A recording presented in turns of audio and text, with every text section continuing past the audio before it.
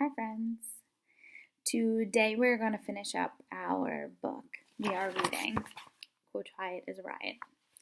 I'm so excited about it because this is really one of my favorites. I love Dan Gutman, and he has a ton of other books.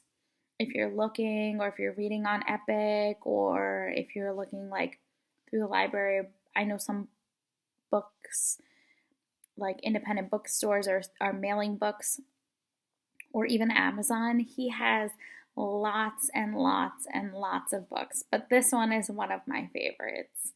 So there are 2 more chapters left. We're going to read the last 2 chapters today.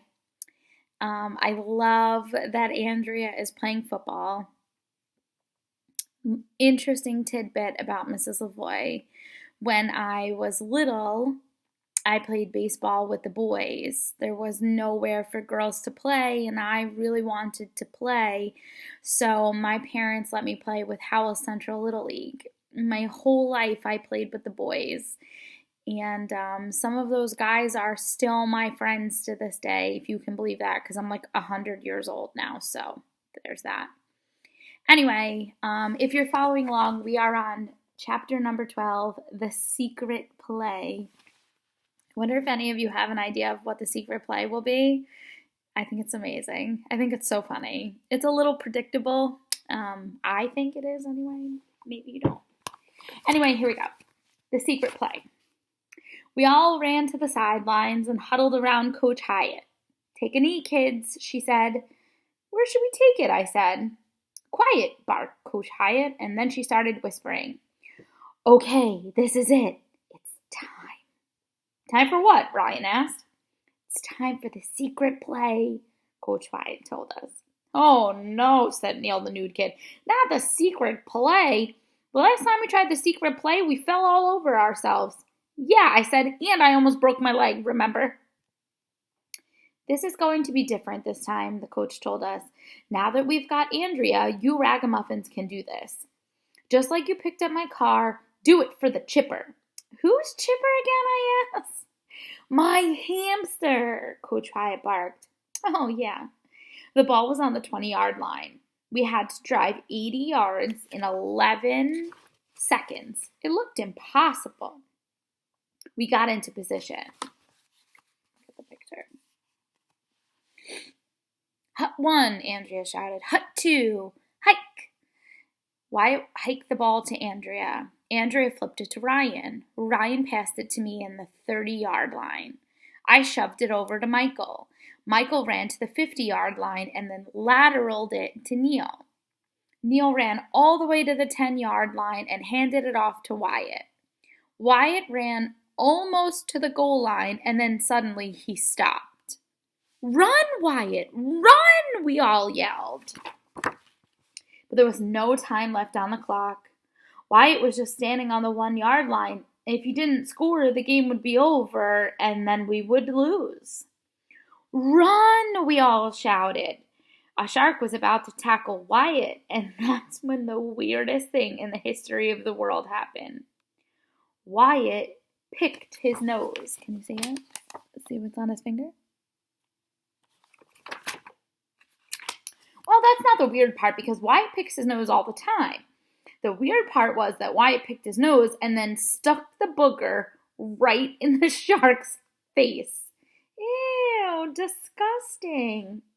The shark shoved Wyatt away from him. Wyatt fell on his behind and landed in the end zone. Touchdown. 78-77, the Moose win.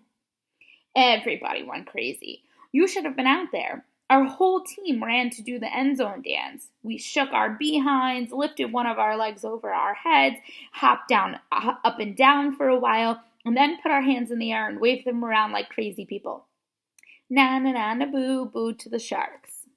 We ran to the sidelines, and all the parents were taking pictures of us because, it was a real Kodak moment.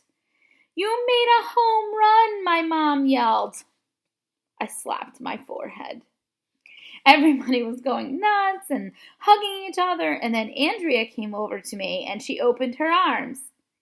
"Give me a hug, Arlo," Andrea said. "Not gonna happen." "I want a hug, Arlo," Andrea said. Not for $1,100,000. Come on, Arlo, Andrea said. I'd rather eat a live bug sandwich. And we went back and forth like that for a while. But Arlo, I'm on your team, Andrea said. Andrea had a point. After a big win like this, you should hug your teammates. Andrea was on our team, and she did win the game for us. But she was a girl, and if I hugged Andrea, the guys for sure would make fun of me. I was faced with the hardest decision of my life.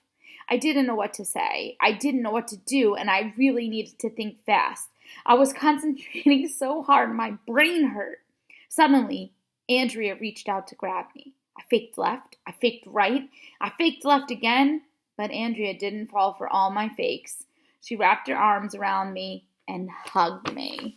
Oh my gosh, they're hugging. I hope you're laughing as hard as I am. Look at them hugging. She looks so happy, doesn't she? It's so funny. Okay, hold on. Oh, disgusting. Oh, Ryan said, Andrea and AJ are hugging. They must be in love. When are you going to get married? Asked Michael. Coach Hyatt told everybody to line up. At the end of each game, we had to line up and shake hands with the other team and say good game, but like nobody knows why. I shook hands with all the Sharks, and when I got to the last one, he grabbed my hand and started squeezing. Good game, he told me as he crushed the bones in my hands. If it weren't for that girl, we would have destroyed you. I thought I was going to die. All right, we're reading the last chapter, chapter number 13. If you're reading along, page 97. UFM. And then, like, it has that little asterisk up there. And remember, that means that we can slide down to the page, right, for the note. And the little asterisk next to it says, unidentified flying moose. On TV, the winning football team dumps Gatorade all over the coach's head at the end of the game. Hey, I whispered to the guys, let's dump Gatorade over Coach Hyatt's head. Great idea, AJ, Ryan said. I should get the Nobel Prize because that's a prize they give out to people who don't have any bells. Coach Hyatt was facing away from us talking to some parent. Neil unscrewed the top of the jug of the Gatorade, and me and Michael and Ryan grabbed the jug. Wyatt was just picking his nose. Man, this jug is heavy, Michael said, grunting. Hey, we picked up a car, didn't we? Ryan said. We lifted the jug and carried it over to Coach Hyatt. The parent she had been talking to was walking away. Coach Hyatt was just about to blow her whistle, and that's when we dumped the entire jug of Gatorade over her head. It was great. Gatorade was everywhere, and Coach Hyatt was soaked. And then that's when the strangest thing in the history of the world happened. Coach Hyatt grabbed her throat. It looked like she was trying to say something, but she couldn't, and all that came out of her mouth was a whistling noise. She's choking, Ryan yelled. Her whistle's caught in her throat. Coach Hyatt was gagging and looking really scared. She can't breathe, Neil said. We've got to do something, shouted Emily. This is all your fault, Arlo, Andrea said. It's your idea to dump the Gatorade on her head. I looked at Ryan. Ryan looked at Neil. Neil looked at Andrea. And Andrea looked at Emily. And then everybody else was looking at me. Does anybody know the Heimlich maneuver? One of the parents shouted. The Heimlich maneuver is this thing you do when someone's choking and has something caught in their throat. AJ does, Ryan yelled. That's right, shouted Andrea. He saved my life once. It was true. One time, Andrea was choking on an apple, and I punched her in the stomach to make the apple come out. I grabbed Coach Hyatt from behind and punched both of my fists against her stomach. Check the picture out. I love Arlo's hair. Isn't it just wonderful? It's so good, isn't it? Okay. The whistle shot out of her mouth. You saved my life, AJ, said Coach Hyatt. The whistle kept flying in the air, and you'll never believe in 100 million years what it hit. Rufus the Doofus. That whistle must have had a sharp edge because it tore a hole in Rufus, and then Rufus started flying crazily around in the air. Rufus faked left, he faked right, and then Rufus must have run out of air because he was straight up falling out of the sky. Run for your lives, shouted Neil. It's an unidentified flying moose. Everybody freaked out and went running in all different directions and crashing into each other. Rufus was headed straight for the group of cheerleaders, and then, wham! Rufus landed right on Emily. Emily was on the ground under Rufus, freaking out like always. It was hilarious. We saw it live and in person.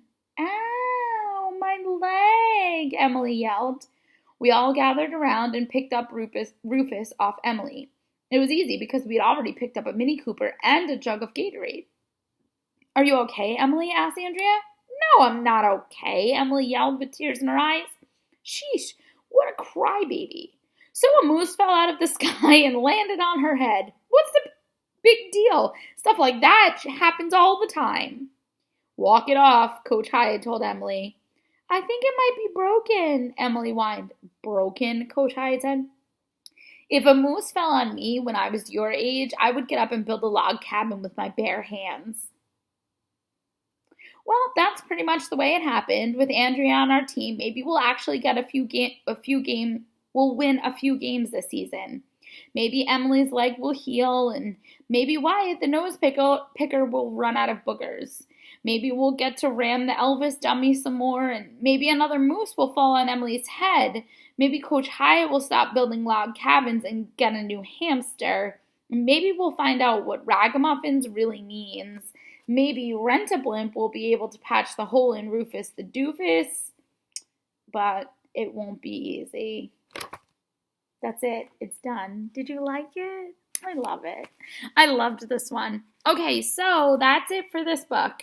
Next time we read, we're reading a new one. Are you excited to know what it is? It is book number 5. It's called Officer Spence Makes No Sense. Looks like a good one. I'll see you soon, my friends. Have a good weekend.